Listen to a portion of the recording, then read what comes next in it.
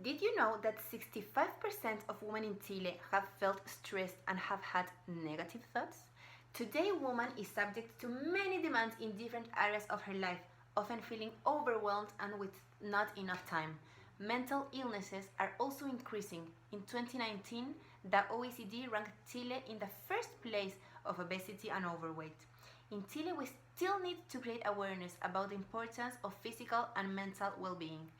Today, there is no platform that brings together brands and services related to wellness and that can provide guidance to make it friendlier.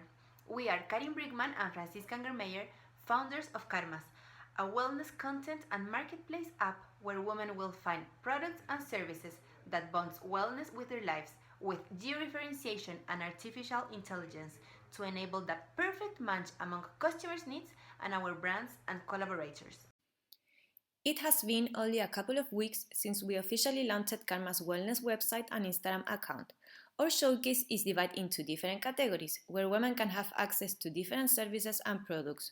Our objective is to transform the showcase into a marketplace.